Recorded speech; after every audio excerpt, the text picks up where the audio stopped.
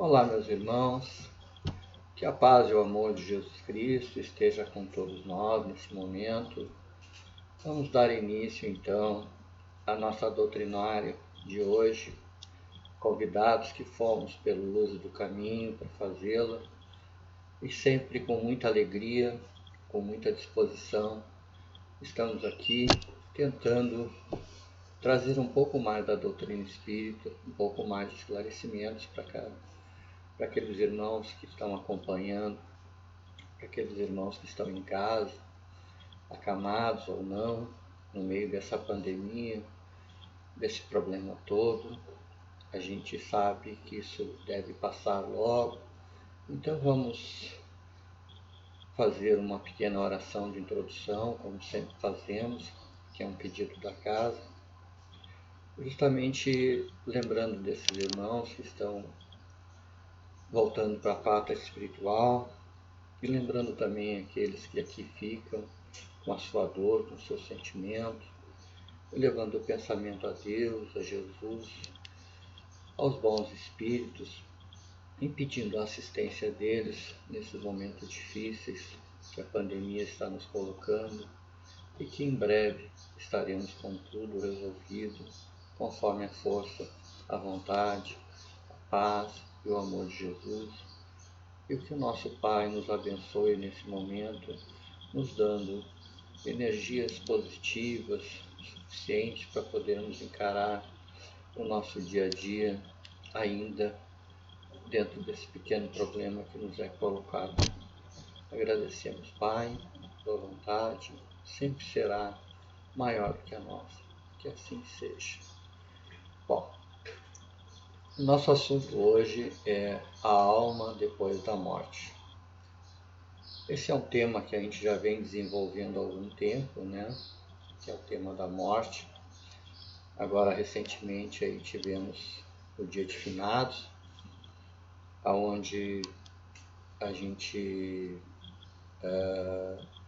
evidencia mais as homenagens àqueles que já partiram, àqueles que estão na pátria espiritual, àqueles que nos antecederam e que lá estão torcendo por nós, nos amando da mesma forma que quando aqui estiveram.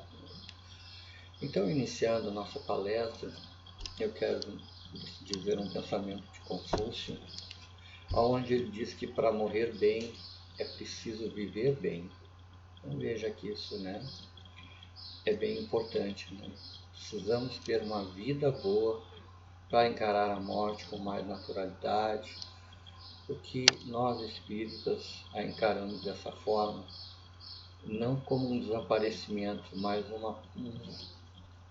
uma continuação da nossa vida espiritual, já que somos seres imortais, seres eternos, criados pelo Pai, simples e ignorantes, como nos diz o Evangelho, né?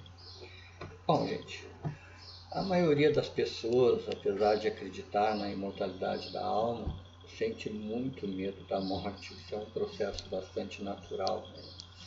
Esse medo ocorre pelo desconhecimento do que acontece durante a morte, do que vem depois ou para onde vão, assim como do receio de perder afeições. As religiões em geral, pouco fazem para esclarecer os fiéis sobre a vida além-túmulo, assustando-os ainda mais, né?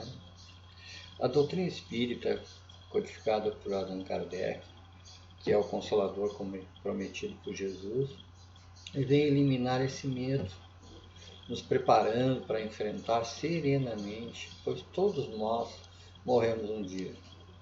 Orienta-nos sobre a morte, informa que toda pessoa é formada por 3 partes essenciais. Nós, seres humanos, encarnados, somos formados por 3 partes, que são as seguintes: o corpo físico, ou ser material, animado pelo princípio ou fluido vital. A alma, que é o espírito encarnado, habitando o corpo. O perispírito, ou corpo espiritual, que une a alma ao corpo. Nós já temos uma ideia disso, né? Então, meus irmãos, o que acontece durante a morte, também chamada de desencarnação? O que acontece é uma mudança de lado material, do lado material para o lado espiritual. Você que está assistindo tem um corpo físico adaptado à vida material, que é essa figura que nós transparecemos, né? Utilizada pelo seu espírito, que está unido através do perispírito, né? Isto é necessário para que a gente possa cumprir a nossa finalidade na Terra, que é progredir em conhecimentos, em sentimentos, através do nosso esforço pessoal e do nosso relacionamento com o próximo. O organismo, funcionando ao longo do tempo, esse organismo material, e segundo a circunstância, vai se desgastando. A gente vai ficando velho. A gente é uma máquina, né? Diminuindo o fluido vital e a morte acontece. Você deixa o corpo físico, esse corpo material que a gente tem, né? Mas a alma ou o espírito, que é imaterial e imortal, ela muda-se para o lado espiritual, continua a viver com o corpo espiritual, que é o perispírito, né? O que acontece é um desligamento dos laços que uniam o perispírito ao corpo físico. Ou seja, nós voltamos à pátria espiritual na forma de perispírito e espírito e deixamos aqui o corpo físico, né?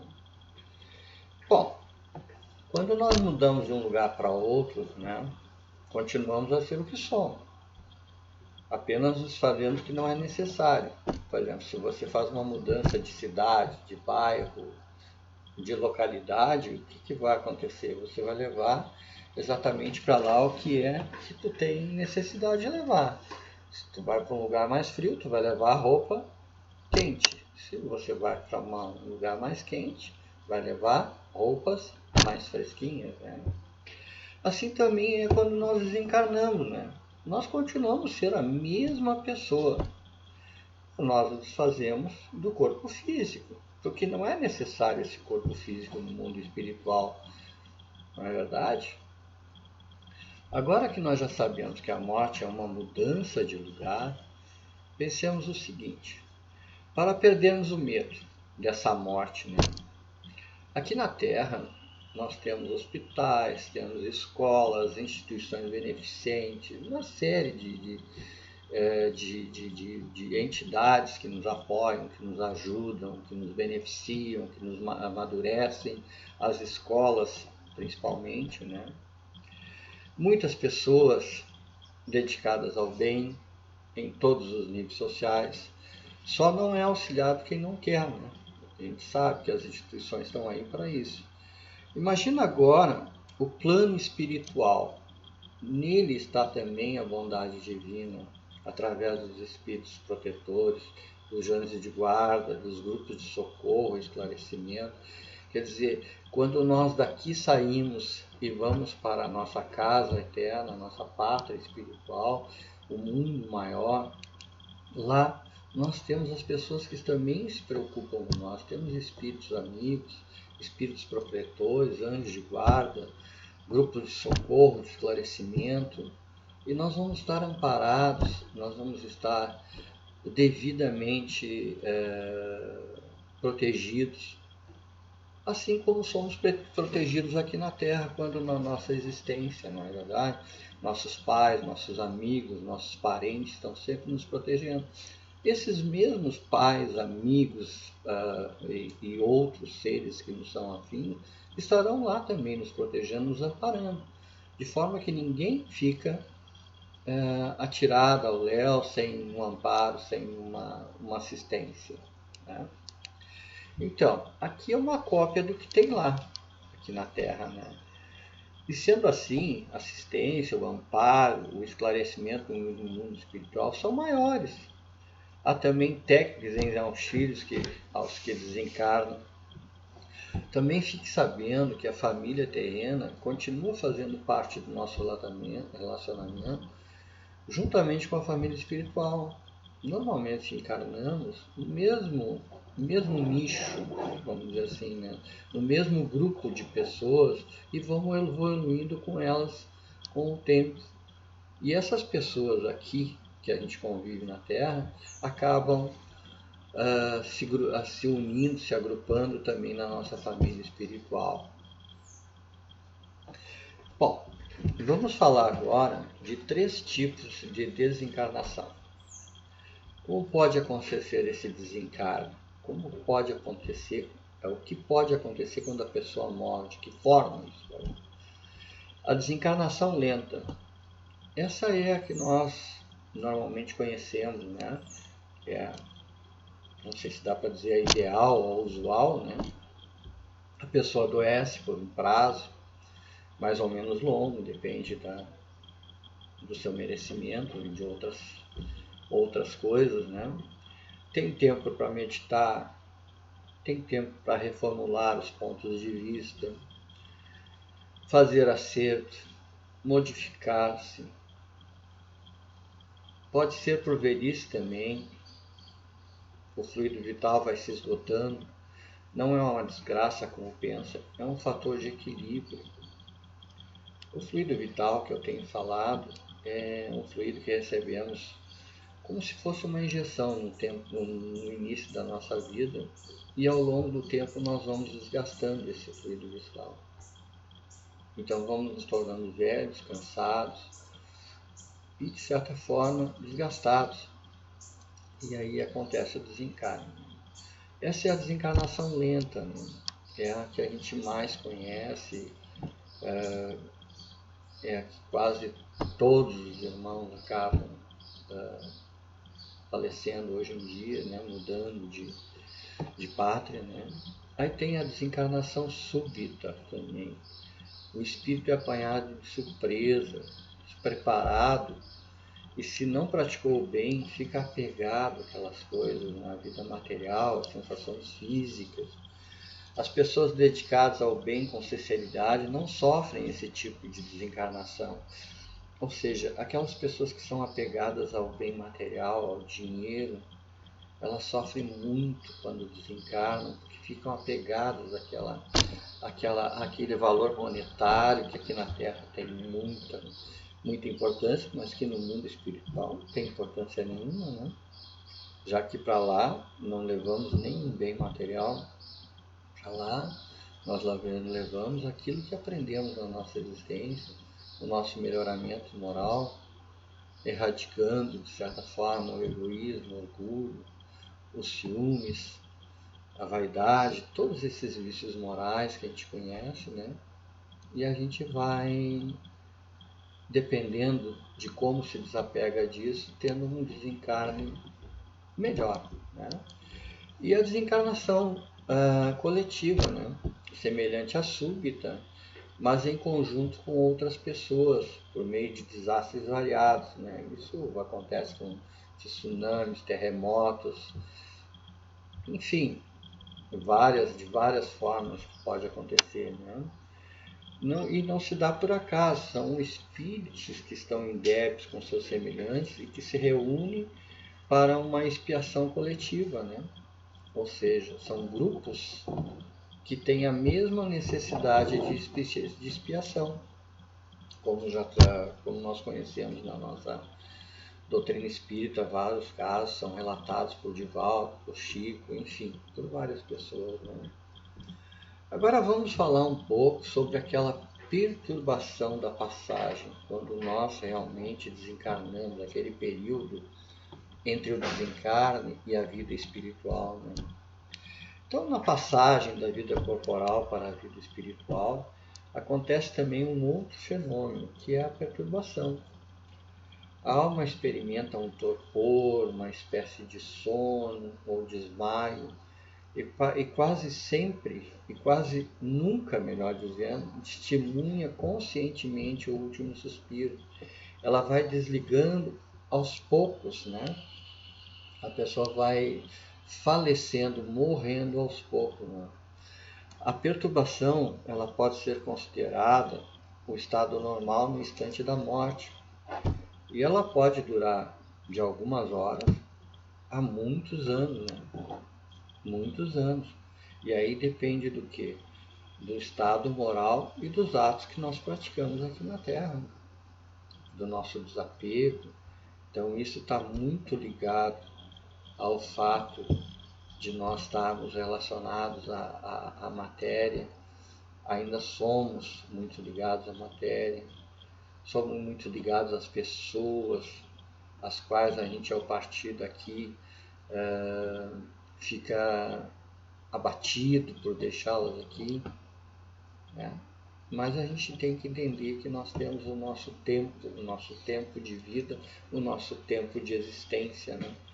E aceitar a morte com um pouco mais de tranquilidade, né?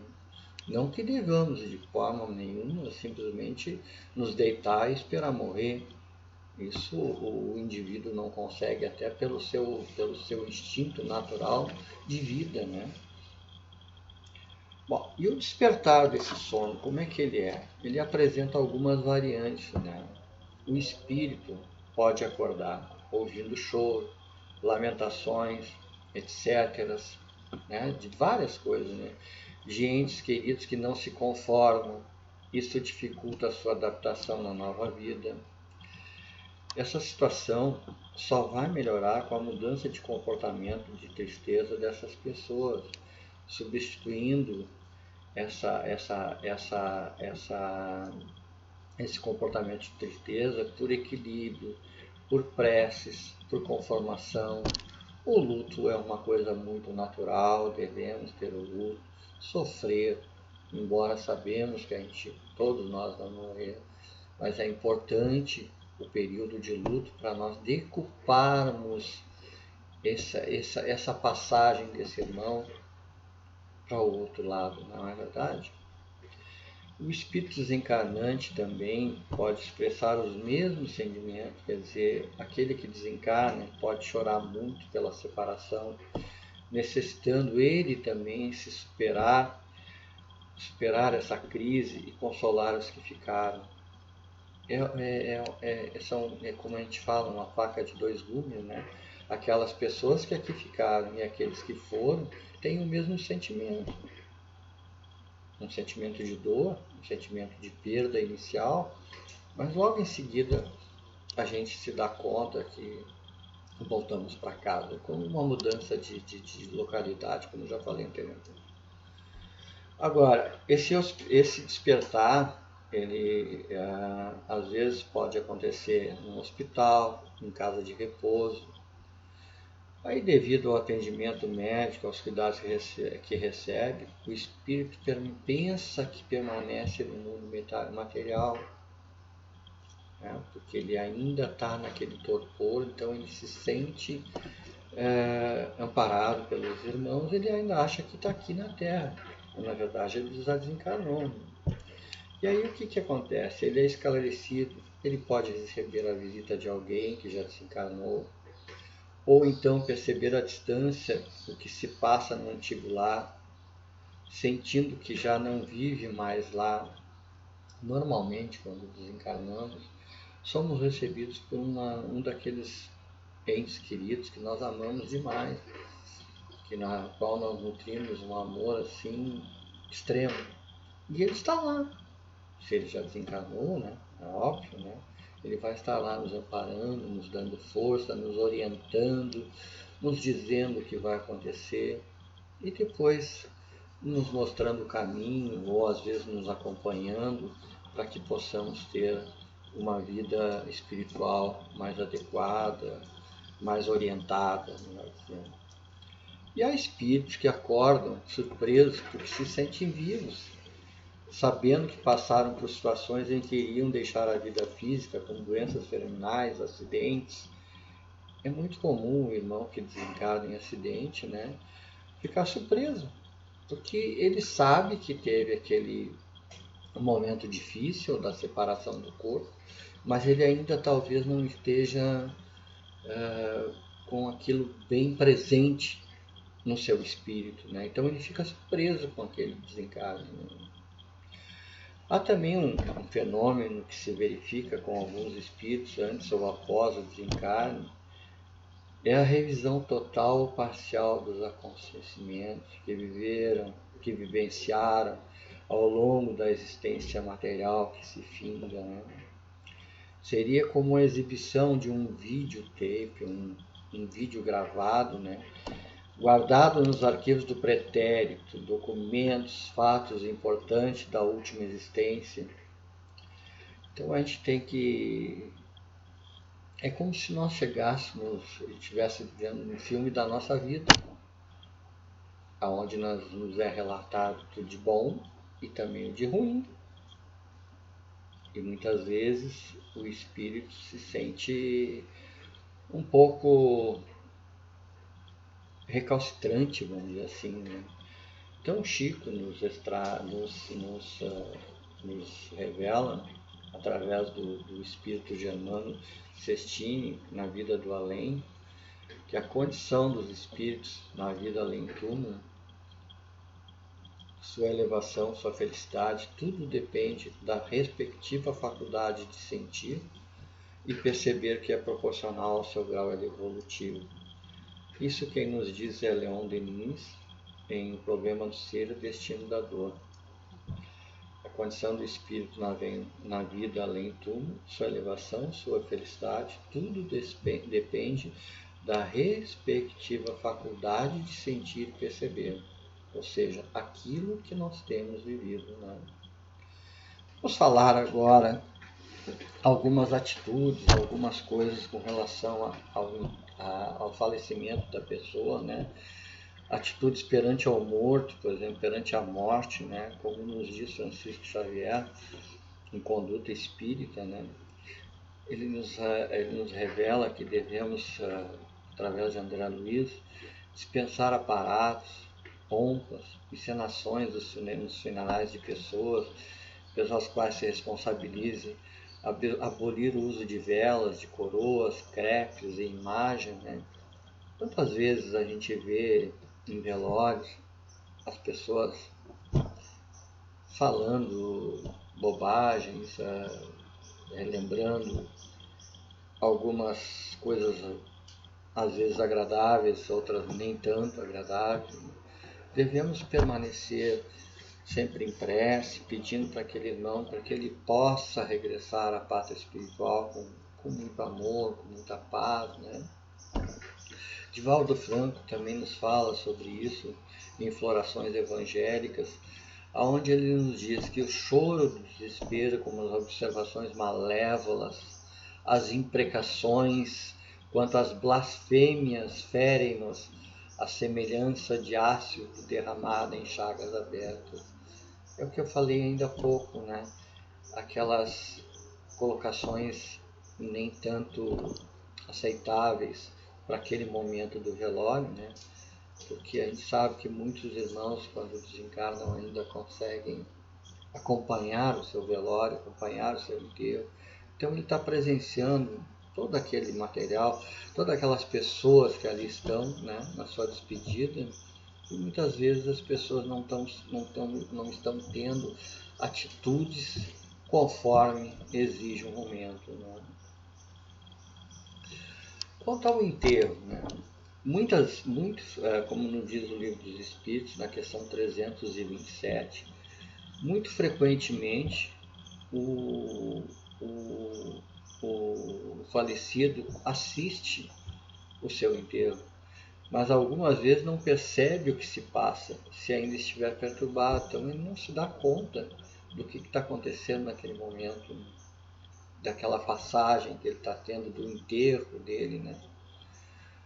Bom, eu falei lá no início com relação ao dia de finados, né? O dia de finados a gente sabe que é um dia que a gente deve lembrar dos nossos mortos, né? Enquanto que na questão 321 do Livro dos Espíritos, lá nos traz a respeito disso, né? E ele nos diz assim, os espíritos atendem ao chamado do pensamento nesse dia como nos outros. Então o dia dos finados deveria ser todos os dias, porque esses irmãos que desencarnaram, eles atendem o nosso chamamento através do pensamento e nos atendem, devemos orar para eles, devemos pedir para que eles fiquem bem, não devemos pedir de forma alguma qualquer coisa para eles. Como a gente vê muita gente, né, dizendo, socorro mamãe, socorro papai, que situação que eu estou, enfim. Porque além da tua angústia aqui no mundo material, o que vai acontecer com essa mãe, com esse pai no mundo espiritual? Vai ficar angustiado, vai ficar mais perturbado ainda, na verdade. Bom, no capítulo 28 do Evangelho segundo o Espiritismo, ele nos fala em prece pelos espíritos, né? Isso é importantíssimo, né? Eu falei ainda há pouco, lá nos diz assim, a prece pelos espíritos que acabam de deixar a Terra tem por fim não apenas proporcionar-lhes uma prova de simpatia, mas também de ajudá-los a se libertarem das ligações terrenas, abreviando a perturbação que segue sempre a separação do corpo e tornando mais calmo o seu despertar.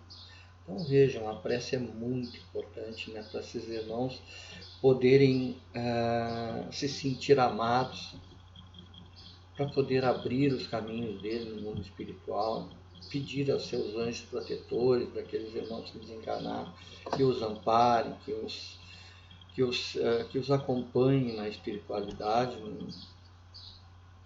No Livro dos Espíritos, na questão 160, né, ele fala sobre esses parentes desencarnados, né? Então, o que ele nos fala lá? Que quase sempre eles o vêm receber na sua volta ao mundo dos espíritos e o ajudam a libertar das faixas da matéria. É o que eu falei ainda há pouco, né? Com relação a alguém muito querido que vai estar lá nos esperando, nos abraçando, nos mostrando que a vida continua, que nós somos realmente imortais, que somos seres eternos criados pelo nosso Pai, pelo amado Pai. E Jesus, em Lucas, nos fala assim, também poucos acreditarão ainda que algum dos mortos volte à vida. Vejam, aí nos fala sobre fé, a fé na vida eterna, a fé na vida futura que Jesus nos fala, a vida futura que nós iniciamos aqui na Terra. Não existe nada que a gente não possa fazer por nós mesmos, né? Então, meus irmãos, diante de tudo que nós falamos até agora, devemos sempre lembrar que Deus criou a reencarnação, essa oportunidade maravilhosa, essa oportunidade magnífica que temos de voltar, de nos redimir, de resgatar os nossos débitos e seguir a nossa existência espiritual em busca da angelitude, pois Jesus nos afirmou que todos nós seremos angelicais um dia. Queiramos ou não, nós chegaremos lá, chegaremos a ser um espírito angelical. Mas vamos galgar essa escada, essa longa estrada, lentamente, eliminando todos os nossos miasmas, todas as nossas imperfeições morais. Estamos às vésperas do regeneração. Se Deus quiser, voltaremos num mundo melhor, e isso só depende de cada um de nós. Bom, devido ao nosso tempo, estamos esgotando. Vamos então fazer a nossa prece de encerramento, mais uma vez elevando o pensamento a Deus, a Jesus, e pedindo ao Pai por esses irmãos que estão desencarnando, por esses irmãos que ficam aqui na Terra lamentando a sua ida, pedindo pela nossa saúde física, nossa saúde espiritual, e que nós tenhamos, Pai, muita fé, muito amor, muita paz, muita esperança, muita misericórdia, e que possamos continuar sempre lutando em prol do bem, deixando o mal que já nos atingiu atrás, levando sempre o amor, sempre a paz. Agradecemos, Pai, sabemos que tudo vai de acordo com a tua vontade e não a nossa. Que assim seja. Obrigado, meus irmãos. Uma boa semana a todos.